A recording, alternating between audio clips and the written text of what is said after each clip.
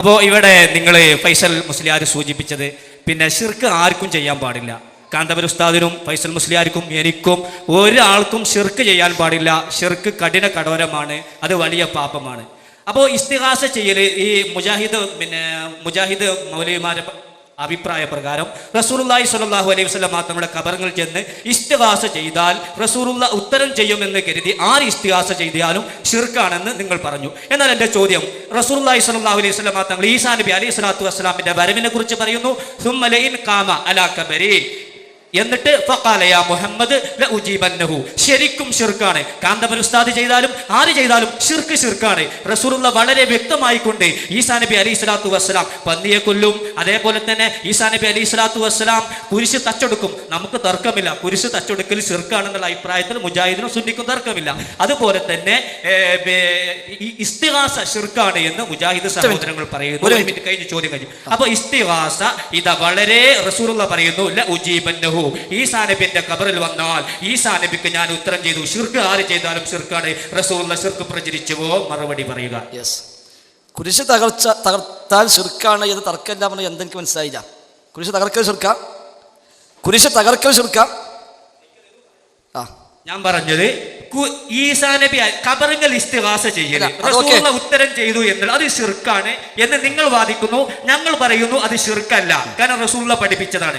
എന്നാൽ നിങ്ങൾ പറയുന്നത് കുരിശ് തകർക്കല് ശിർക്കാണോ അല്ലേ എന്നുള്ള അഭിപ്രായം നമ്മൾ തമ്മിലില്ല. ഇസ്തിഗാസ ശിർക്കാന്ന അഭിപ്രായം റസൂലുള്ള പഠിപ്പിക്കാണ്. ലഉജീബന്നഹു, ഖബറിൽ വന്ന് ചോദിച്ചാൽ യാ മുഹമ്മദ് വിളിക്കുകയാണ്, ലഉജീബന്നഹു ഉത്തരം ചെയ്യും. പറയൂ, ഇത് ശിർക്കല്ലേ നിങ്ങളുടെ ഭാഷയിൽ? അല്ല, അത് ശിർക്കല്ല. ഈസാ നബി ശിർക്ക് ചെയ്തിട്ടില്ല, ഈസാ നബി ശിർക്ക് പറഞ്ഞിട്ടില്ല, ഇസ്തിഗാസ ചെയ്തിട്ടില്ല.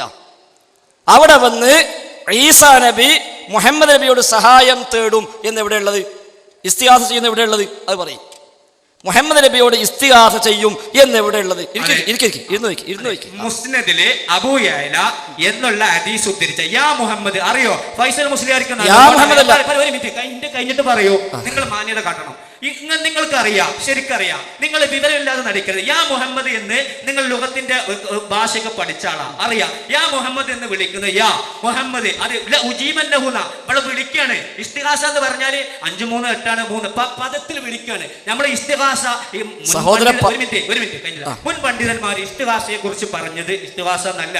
നിങ്ങൾക്കറിയാം, ഇബ്നു തൈമിയ്യയാണ്. ഇബ്നു തൈമിയ്യ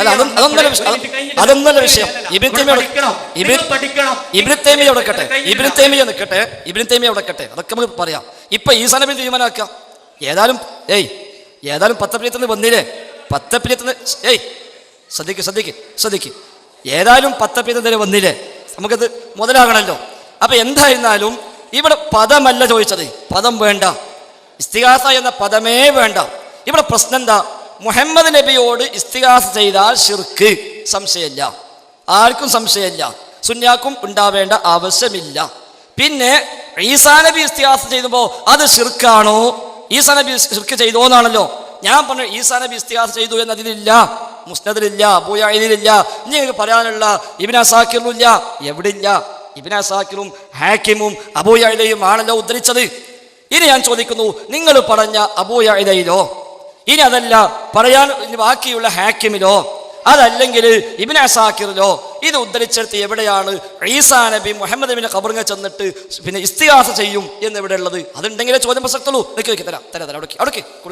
കൊടുക്കട്ടെ. പിന്നുള്ള പ്രശ്നം തന്നെ ഒരു യാണ്ടല്ലോ എന്നാ. യാണ്ട് യാ വിളിയാണ്, ഇതാ ആണ്. യാളുള്ളവർക്കൊക്കെ ഇസ്തിഗാസയാ?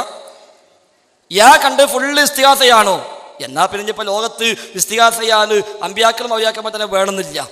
വിളി കണ്ടു, അഭിസംബോധന കണ്ടു, യാ കണ്ടു, നിദ കണ്ടു, അതൊക്കെ പിന്നെ ഇസ്തിഗാസയാ? അങ്ങനെയാണെങ്കിൽ എന്തെല്ലാം, ഏതെല്ലാം, എന്തിനെയെല്ലാം, എവിടെയെല്ലാം വിളിക്കാൻ പറഞ്ഞു, എവിടെയെല്ലാം അഭിസംബോധന പറഞ്ഞു. ഇപ്പൊ മാസം കണ്ടാളെ പ്രാർത്ഥന എന്താ? അല്ലാഹുമ്മ അഹില്ലഹു ബിൽ അംനി വൽ ഈമാൻ എന്ന പ്രാർത്ഥനയിൽ റബ്ബി വറബ്ബുക്കല്ലാഹ്. ചന്ദ്രപ്പിയോട് പറയാ റബ്ബി വറബ്ബുക്ക, എന്റെയും നിന്റെയും റബ്ബ് അള്ളയാകുന്നു. ഓഹോ, അപ്പൊ ചന്ദ്രനെയും വിളിക്ക റബ്ബി വറബ്ബുക്കല്ലാഹ്. ഖബറിന്റെ സിയാറത്ത് കഴിയുമ്പോൾ സലാമുൻ അലൈക്കും ദാറ ഖൗമിൻ മുഅ്മിനീൻ, വിശ്വാസ വീട്ടുകാരെ നിങ്ങൾക്ക് സലാം. അപ്പൊ എല്ലാ ഖബറിലും ചെന്ന് ഏത് ഖബറാണെന്ന് വിളിക്കാം.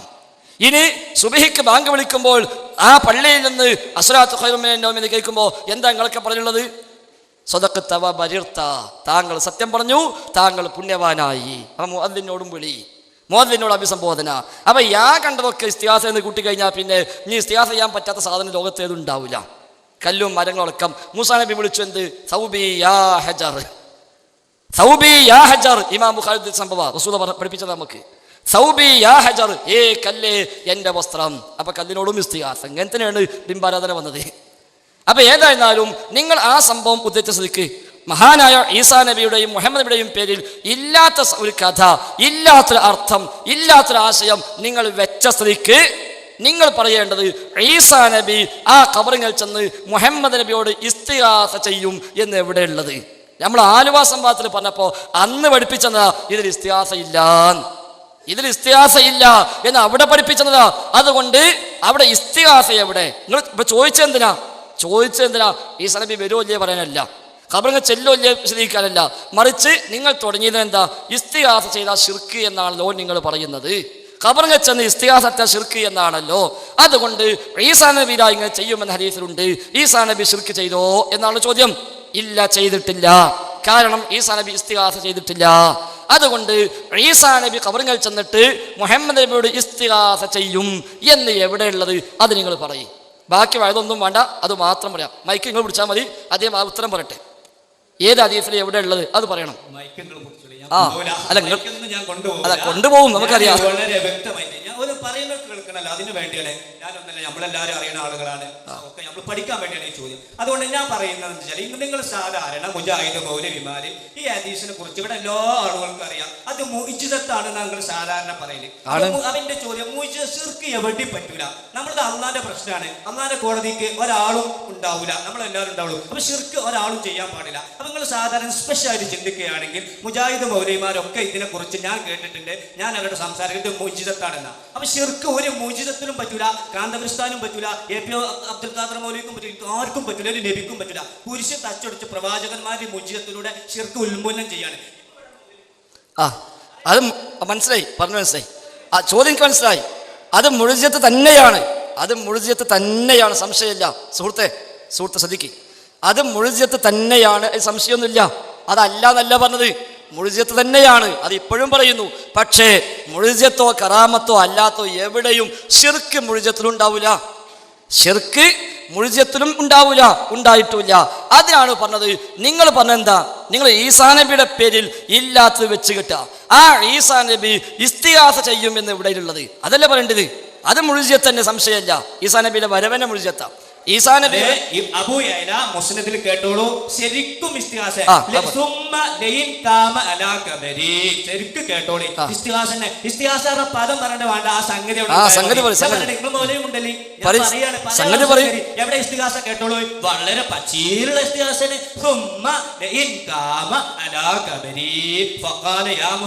റസൂലുള്ളാഹിനെ വിളിക്കുന്ന റസൂൽ പറയാ, ഞാൻ ഖബറിൽ ഉജീബന്നോ, ഖബറിൽ നിന്ന് ഈസാ നബിക്ക് ഉത്തരം ചെയ്യുന്നു. മുജാഹിദിന്റെ ഭാഷയിൽ ശിർക്ക്, സുന്നികൾക്ക് തൗഹീദ്.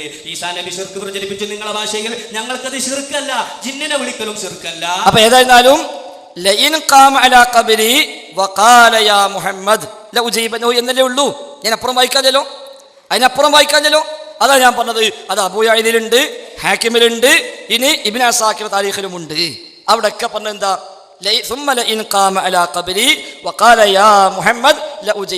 ഒരാൾ പറയാ, അവൻ എൻ്റെ വീട്ടിൽ വന്നിട്ട് ഫൈസലെ എന്ന് വിളിച്ചാൽ ഞാൻ ഉത്തരം ചെയ്യും. ഓ, ഇസ്തിഗാസ തെളിവായി, വലിയ കിട്ടലായി പോയി, വലിയ കിട്ടലായി.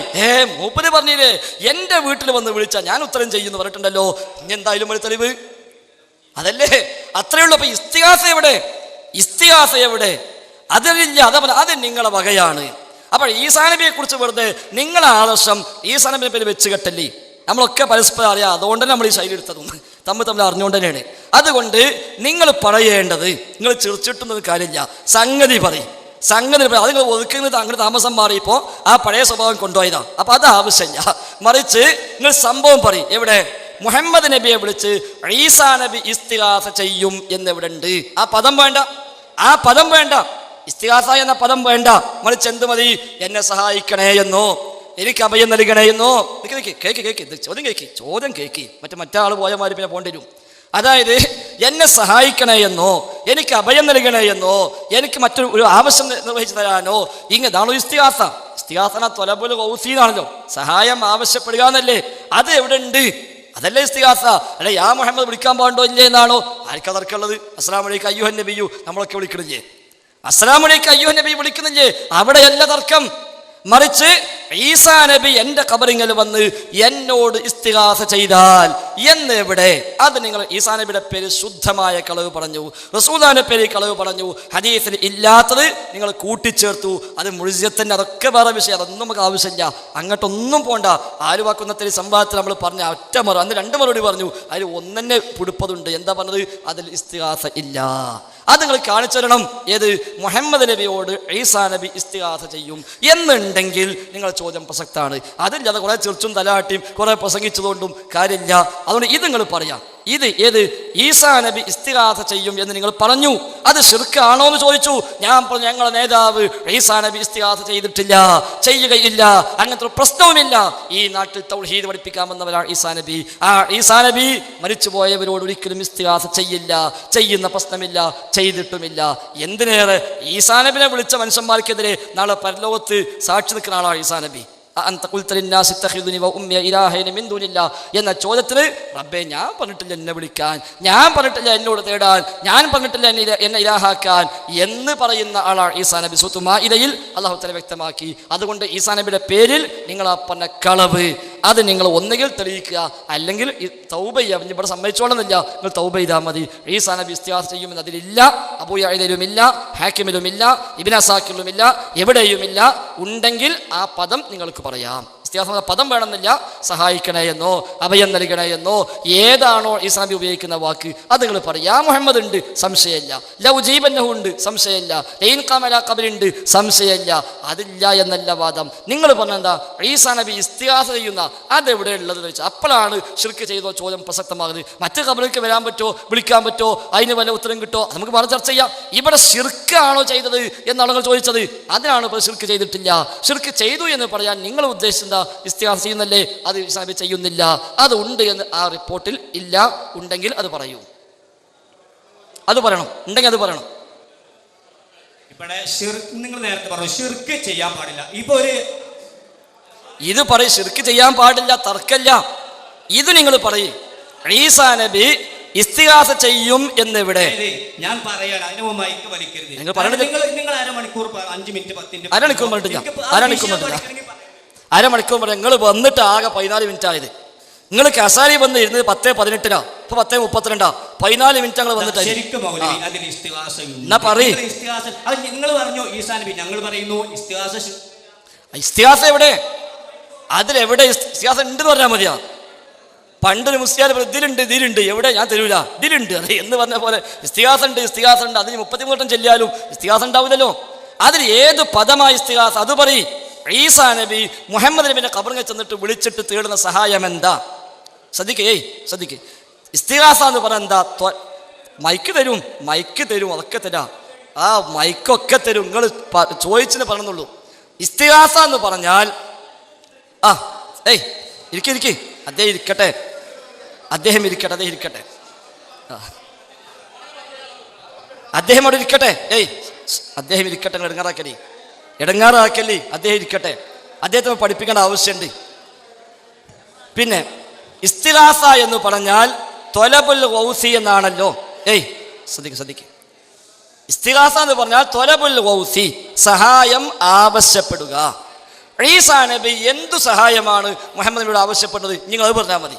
മുഹമ്മദ് നബിയോട് ഖബറിൽ കിടക്കുന്ന മുഹമ്മദിനോട് എന്ത് സഹായം ചോദിച്ചാലും മുജാഹിദിന്റെ ഭാഷയിൽ ശിർക്കാണ്. ഇവിടെ അല്ല ഉജീബന്നഹു, ഖബറിൽ നിന്ന് ഞാൻ ഉത്തരം ചെയ്യും ഈസാ നബിന്റെ വിളിക്ക്.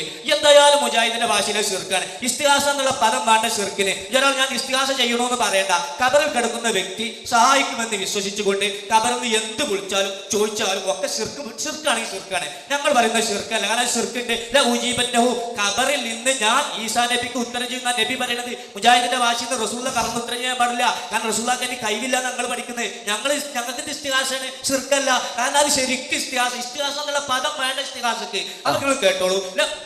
മനസ്സിലായി. ആ പദം വേണ്ട ഞാനും പറഞ്ഞത്. പദം ആവശ്യമില്ല. എത്ര പ്രാവശ്യം പറഞ്ഞു. അപ്പം ഇങ്ങനെ വിലകെയ്തു. ആ പദം തന്നെ വേണ്ട, ഇസ്തിഗാസ എന്ന പദം ആവശ്യമില്ല. പക്ഷേ ഇസ്തിഗാസ എന്ന പദത്തിന് ത്വലബുൽ ഗൗസി എന്നാണല്ലോ അർത്ഥം, സഹായം ആവശ്യപ്പെടുക. ഈസാ നബി ചെയ്ത് ഇസ്തിഗാസയാണെങ്കിൽ ഏത് സഹായമാണ് ഈസാ നബി ആവശ്യപ്പെടുന്നത്? നേരത്തെ പറഞ്ഞ മുസ്ലിയാർ പറഞ്ഞല്ലോ, പിന്നെ അംസും സീനും താവും വന്ന ത്വലബാണ്, അത് വെച്ചിട്ടാണ് ചോദിച്ചത്. ആ ത്വലബ് എവിടെ, ഏതു സഹായമാ ചോദിച്ചത്? അതുകൊണ്ട് ഇസ്തിഗാസ എന്ന പദം നിങ്ങളുടെ വകയായി നിങ്ങൾ കൂട്ടിച്ചേർത്തു. മൂപ്പര് പർച്ചിലിട്ട് തോന്നും ഞങ്ങൾക്ക് ഇസ്തിഗാസയാണ്, നിങ്ങൾക്ക് ഇസ്തിഗാസ അല്ല. അപ്പൊ അദ്ദേഹത്തിന് പർച്ചിലിട്ട് എന്താ, ഈ ഹദീസ് ഉണ്ടായതുകൊണ്ടാണ് ചെയ്യുന്നത് തോന്നിപ്പോകും, ഈ ഹദീസ് ഉണ്ടായിട്ടാ ചെയ്യണത് തോന്നിപ്പോകും. അപ്പൊ ഏതായിരുന്നാലും അദ്ദേഹത്തെ സംബന്ധിച്ചോളം ഇനി യാ മുഹമ്മദ് ലഉജീബന്നഹു എന്നല്ലാത്ത വേറൊന്നും പറയാനില്ലല്ലോ.